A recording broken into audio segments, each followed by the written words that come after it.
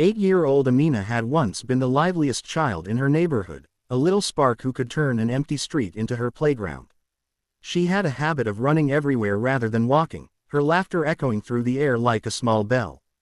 But those days were now memories, tucked away like toys she no longer played with. After the accident that paralyzed her from the waist down, Amina's world became painfully still.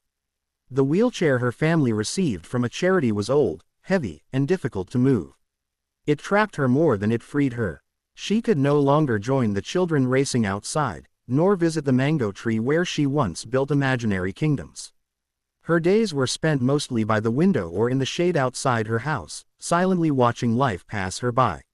Her mother tried to stay strong. She told stories, braided Amina's hair, and painted her nails in bright colors.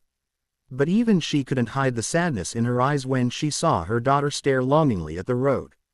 Amina pretended she was fine, often offering a smile even when her heart felt heavy. She had grown used to the stillness, but she had not learned to love it.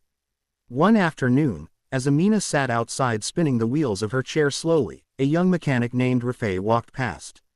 He had seen her many times but had never stopped. Today, something made him pause. Perhaps it was how small she looked in that oversized chair, or how her eyes lit up even when she was simply moving in tiny circles. He approached gently, not wanting to startle her. "Do you like cars?" he asked with a friendly smile. Amina's face brightened immediately. Cars were one of the few things she still loved. She nodded, unable to hide her excitement.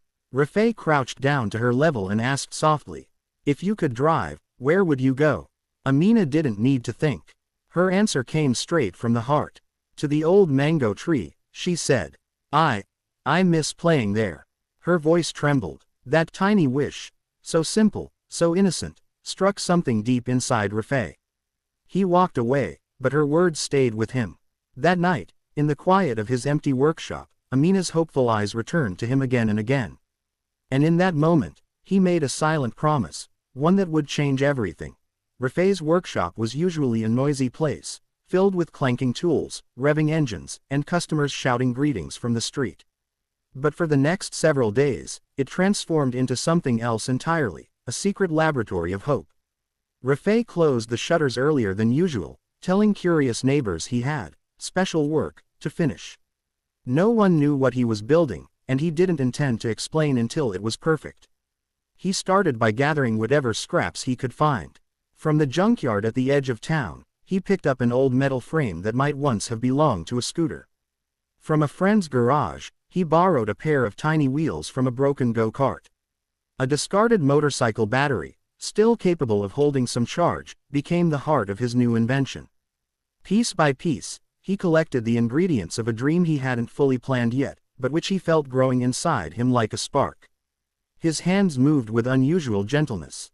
He measured the seat height, remembering how small Amina had looked in her wheelchair. He welded with more patience than he ever used on a paying customer's car. He sanded every corner so she wouldn't scratch her hands, and he repainted the frame a cheerful, sunny yellow, because he wanted the first thing she touched to feel like joy. Some nights he worked until dawn, wiping sweat from his forehead with a grease-stained cloth. His friend Danish dropped by once and stared in confusion. "Rafay, what on earth are you making? It looks like a toy car for kids." Rafay just smiled, tightening a bolt without looking up. "Not a toy," he replied quietly. "A chance." Slowly, the shape of a mini electric car emerged. It had a small steering wheel, built from a modified bicycle handle. The seat was cushioned with soft foam he bought using his last bit of savings. He even painted little flowers on the sides, knowing how Amina's eyes always lit up at anything colorful. When he finally attached the battery and watched the wheels spin for the first time, his heart thumped with excitement. It worked. It actually worked. Standing back, he covered the tiny car with a cloth and exhaled deeply. "She will drive again," he whispered to the empty workshop. "Even if it's only a few meters, she will feel free." The morning sun was soft and golden when Rafay pushed the covered object through the narrow streets toward Amina's home. Although he had barely slept, his eyes were bright with nervous excitement. Every bump on the road made him glance anxiously at the cloth-covered mini car, afraid the surprise might be ruined before she even saw it. His heart raced, not because he feared failure, but because he couldn't wait to see the little girl's reaction. When he reached Amina's door, her mother came out carrying a bowl of laundry. She stopped, puzzled. "Rafay Beta, what is this?" she asked, wiping her hands on her dupatta. "A small gift," he replied, smiling gently. "For Amina." Amina, who had been sitting in her wheelchair under the shade of the house's old neem tree, looked up curiously. She rolled forward a little, her eyes wide as she tried to guess what the mechanic had brought. Rafay placed the cart gently on the ground. With one deep breath, he took hold of the cloth and lifted it away. The mini car shone in the sunlight, bright yellow, freshly polished, its tiny wheels sparkling, its little painted flowers glowing like something out of a child's dream. For a moment, the world seemed to freeze. Amina gasped so sharply that her mother dropped the laundry bowl. The children from nearby houses peeked out from behind walls, drawn by the sound.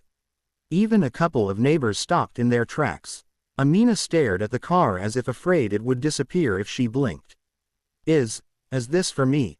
she whispered, her voice trembling. Rafay nodded, his smile soft. "Yes, your first car." Amina's mother covered her mouth as tears filled her eyes. She had known kindness existed, but she had never expected someone to give her daughter something so thoughtful, so life-changing. Carefully, Rafay knelt beside Amina. "Would you like to try it?" he asked. Amina nodded eagerly, tears spilling onto her small cheeks. Rafay gently lifted her from her wheelchair and settled her into the cushioned seat. The car fit her perfectly, as if it had been built from her dreams. Her tiny hands wrapped around the steering wheel. She looked up at Rafay, waiting. "Ready?" he asked. Amina nodded again, breath shaking with excitement. Rafay reached for the power button, his fingers trembling. He pressed it, and the little car hummed to life. The soft hum of the motor filled the air, a gentle vibration that made Amina's eyes widen in disbelief. For the first time in months, she felt something move beneath her, something she could control. She tightened her small fingers around the steering wheel, her breath catching in her throat. "Go on," Rafay encouraged, stepping back with a proud smile. Amina pressed the little button on the right handle, and the mini car began rolling forward slowly. Her mother gasped and clasped her hands together, tears streaming down her cheeks. The neighbors leaned in closer, watching the moment unfold as if witnessing a miracle. Amina let out a sound, a soft giggle, unsure at first, then louder, brighter, like a bell ringing again after months of silence. "I'm driving," she whispered, hardly believing the words. "Mama, I'm really driving." Her mother nodded, unable to speak. Her heart trembled with gratitude, overwhelmed by seeing her daughter experience joy she thought was lost forever. The mini car rolled along the dirt path of the street, its wheels leaving light tracks in the dust. Children ran alongside her, cheering and laughing.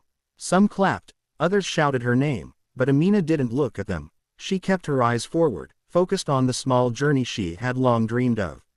Rafay walked behind her, making sure she was safe but giving her the freedom she deserved. Every few steps, he wiped his eyes discreetly. He had repaired hundreds of vehicles in his life, but none had ever made him feel this proud. Amina steered the car toward the old mango tree, the place she had mentioned days earlier. Its branches swayed gently in the breeze, as if waving her home. When she reached it, she stopped the car and looked around, her chest rising and falling with emotion. "I made it," she whispered. "I really made it." Her mother rushed to her, kneeling beside the mini car and pulling Amina into a tight embrace. "Thank you," she said to Rafay, voice shaking. "You brought her smile back." Rafay lowered his head shyly. "She did it herself. I only helped." But the story didn't end there. Someone had filmed the moment on their phone. Within hours, the video spread across the village. By evening, it had reached the city, then the country, then the entire world. And the next day, a luxury car arrived at Rafay's workshop, with someone inside who would change his life, just as he had changed Amina's.